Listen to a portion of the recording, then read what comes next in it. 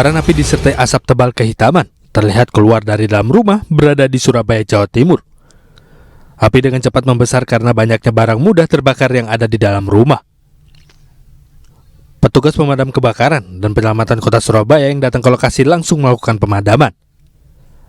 Hanya dalam waktu 15 menit, kobaran api yang membakar bagian dalam rumah berhasil dipadamkan petugas damkar. Saat kejadian, rumah yang sekaligus digunakan sebagai usaha toko online ini dalam keadaan kosong dan tidak ada aktivitas apapun. Kosong. Semua mati semua, sama 3 tas TV nggak nyala, LPG nggak nyala, kompor nggak nyala. Buat online aja. Apa itu, Pak?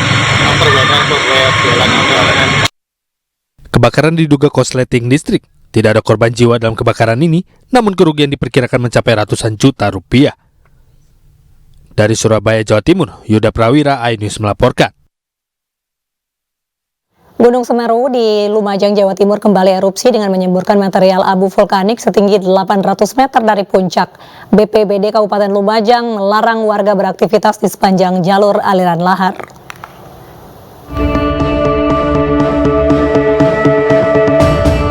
Erupsi Gunung Semeru terpantau CCTV yang berada di desa Oro-Oro Umbo, Lumajang, Jawa Timur. Gunung Semeru menyemburkan material abu vulkanik setinggi 800 meter dari puncak.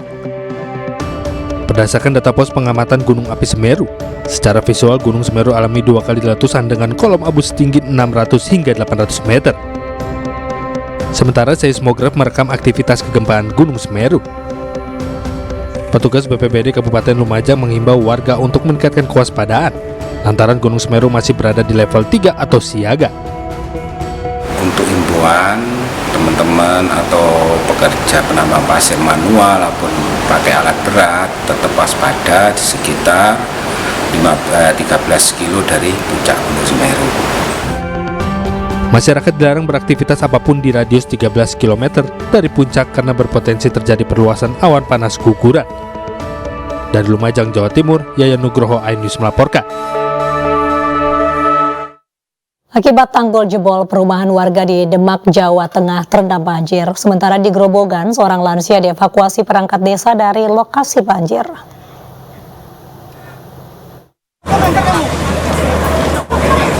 Karena tak kuat menahan luapan air sungai, bendungan darurat yang dibangun warga di Desa Medini, Demak, Jawa Tengah jebol.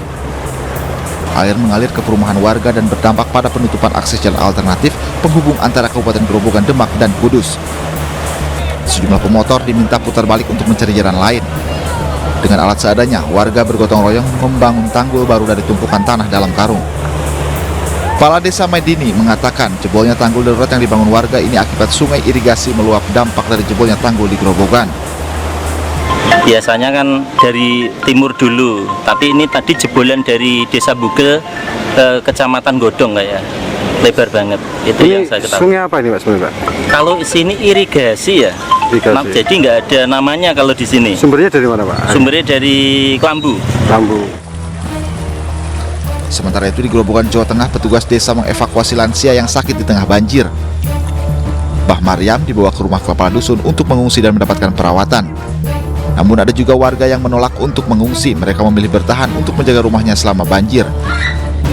Di Dusun Karangmanis, Grobogan, lebih dari 50 rumah terendam banjir akibat jebolnya tanggul pada Selasa pagi. Selain merendam permukiman, air juga merendam sebuah fasilitas pendidikan. Seluruh siswa terpaksa diliburkan hingga waktu yang tidak ditentukan. Dari Demak dan Grobogan, Jawa Tengah, iNews melaporkan. Satgas Damai Kartens 2024 masih terus berupaya membebaskan pilot Susi Air, Kapten Philip Mark Martens yang sudah 1 tahun di Sandera KKB. Pimpinan Egyanus Kogoya, negosiasi masih jadi opsi pembebasan pilot asal Selandia Baru.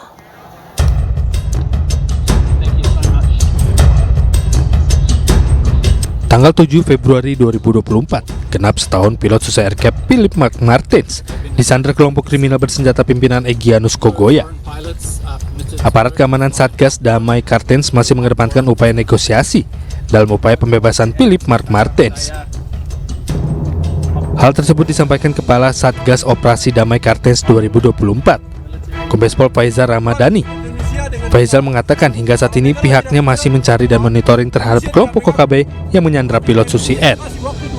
Selain itu, meskipun negosiasi masih dikedepankan, pihaknya tetap melakukan penegakan hukum terhadap kelompok kriminal bersenjata yang menyandera pilot. Kombes Faizal menjelaskan beberapa kendala yang dihadapi Satgas Damai Kartens, yakni kondisi medan, cuaca dan perlengkapan serta peralatan juga menjadi hambatan dalam upaya pembebasan pilot Susi Air. Kebijakan kita juga dalam hal ini juga kegiatan yang kita lakukan mengedepankan kegiatan negosiasi. Walaupun memang kita tetap melakukan penegakan hukum terhadap kegiatan-kegiatan tersebut. Berdasarkan informasi yang diperoleh, bahwa kondisi pilot saat ini masih sehat dan bersama kelompok Egyanus Kogoya di wilayah Kabupaten Dunga, Papua Pegunungan. Beberapa waktu lalu Egyanus Kogoya sendiri sempat mengancam akan menembaki pilot Susi Air dalam kurun waktu 2 bulan.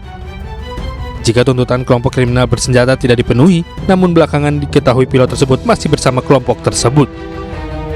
Pilot Susi Air Cap Philip Mark Martens disandra pada tanggal 7 Februari 2023 oleh kelompok kriminal bersenjata pimpinan Egyanus Kogoya di Bandara Paro, Kabupaten Duga.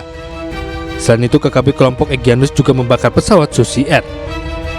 Dari Papua Jayapura, Freddy Nuboba, iNews melaporkan. Jelang libur panjang Isra Miraj dan Tahun Baru Imlek, arus lalu lintas di ruas Jalan Tol Cipularang, Purwakarta, Jawa Barat dari arah Jakarta menuju Bandung terpantau padat. Ribuan kendaraan memadati ruas Jalan Tol Cipularang, tepatnya di kilometer 82 sekitar wilayah Jatiluhur, Purwakarta.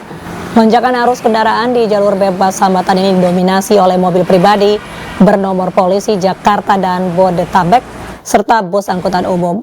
Momen hari libur panjang peringatan Isra Miraj dan Tahun Baru Imlek ini dimanfaatkan warga untuk mudik ke kampung halaman dan berlibur ke sejumlah tempat wisata di Bandung dan wilayah Jawa Barat lainnya. Selain lonjakan jumlah kendaraan, banyaknya truk besar dari arah yang sama membuat arus bertambah padat.